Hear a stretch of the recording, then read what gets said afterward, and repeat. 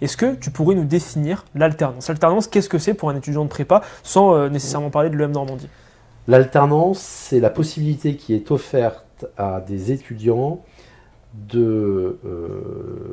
d'avoir un parcours académique d'excellence dans une grande école, tout en ayant un parcours professionnel dans une entreprise. Avec l'avantage que l'entreprise va prendre en charge l'intégralité des frais de scolarité. Donc l'étudiant n'a aucun frais de scolarité à payer.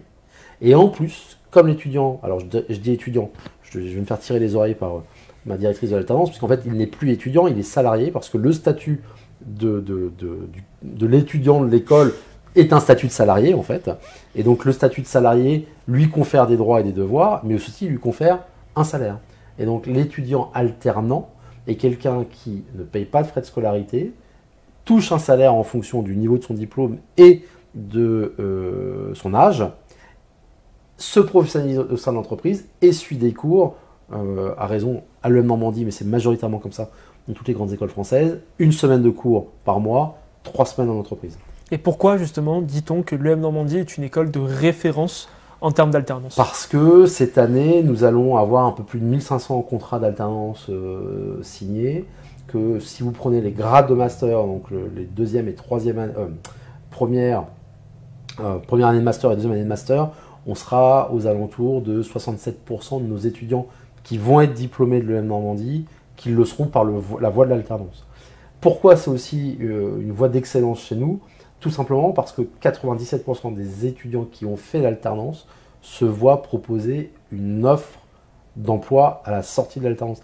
L'alternance est un investissement pour l'entreprise, parce que l'entreprise investit pendant 2 ans sur un étudiant pour pouvoir le former, et le former bien sûr à ses techniques, à son marché, à sa culture, et en même temps attendre l'école, que l'école le forme sur les hard skills, donc les compétences techniques, dans le marketing, la finance, peu importe. Et donc c'est cette conjonction d'intérêts communs qui fait qu'à un moment donné, l'étudiant alternant est une denrée rare aujourd'hui sur le marché. Peu d'écoles le proposent au niveau où on le propose. Et en plus, nous, on a poussé l'expertise à pouvoir proposer l'alternance dans un cycle de 2 ans, M1, M2.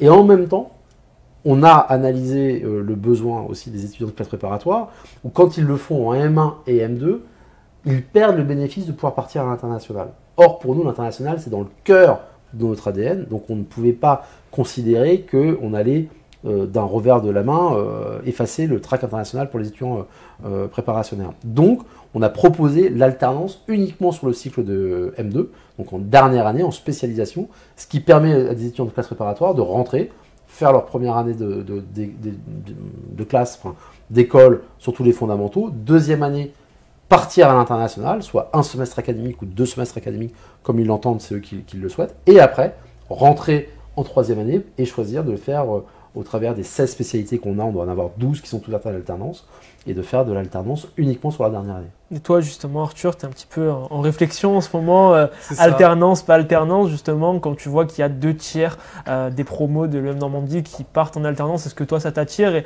Et pour toi, voilà, comment tu te verrais, comment tu te projetterais en tant qu'alternant? Forcément, c'est quelque chose qui attire parce que on est en train d'avoir tous les hard skills et au bout d'un moment, il y a cette volonté de se dire, bon, concrètement, c'est quoi le monde de l'entreprise, comment ça marche, qu'est-ce que je veux aussi sur un terrain, parce que avoir les compétences, c'est intéressant aussi de les mettre en action. Donc pour l'alternance, je sais pas encore, honnêtement, j'ai envie de mûrir davantage mon projet professionnel, donc forcément, il y a l'option de l'année de la césure. Et ça fera un parcours très complet parce qu'il y a 1 an d'expérience professionnelle. J'ai fait une expatriation, donc j'ai été sur le campus d'Oxford. Plus l'alternance, ça peut faire un très beau CV à la fin. Tout comme l'alternance, si l'entreprise pour laquelle j'ai postulé me répond positivement, ça sera un grand oui pour ma part. Mais donc voilà, je suis encore en réflexion sur le projet. Mais c'est aussi cette chance de se dire que on a la possibilité de mûrir le projet et de réfléchir sur ce qu'on a envie de faire. C'est quand même un choix important. Et puis si je peux ajouter quelque chose, Arthur, c'est que l'alternance, c'est un droit à l'erreur. Et le droit à l'erreur, on l'a rarement en fait dans une école, on l'a rarement quand on fait une classe préparatoire et après qu'on rentre, on a toujours cette obligation à performer.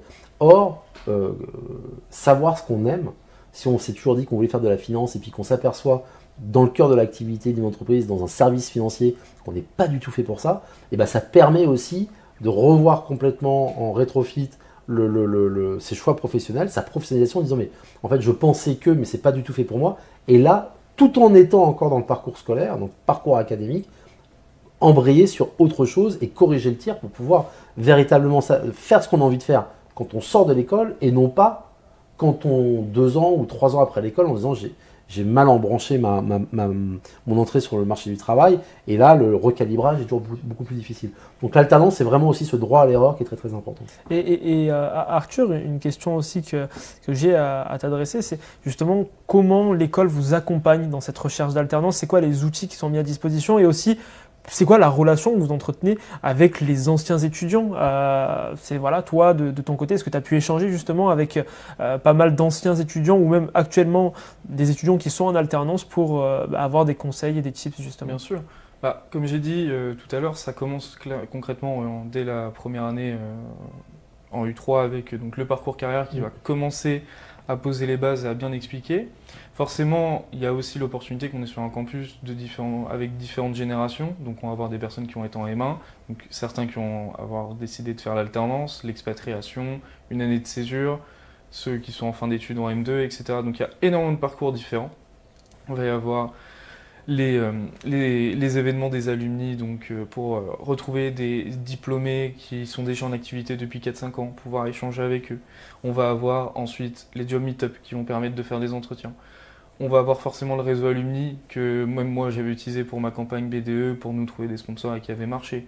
Et en fait c'est plein de petites choses mais c'est des outils, comme j'aime bien le dire, c'est des outils qu'on utilise, c'est-à-dire qu'au lieu d'avoir des auteurs et des dates pour une dissertation d'éco, là on va avoir des job meet-up, on va avoir des rencontres avec des anciens pour en fait pas construire une dissertation mais construire un CV, un profil dans lequel on va être épanoui, qui va permettre donc, comme l'a dit Elian, que lorsqu'on aura notre opportunité du job de nos rêves, la réaliser.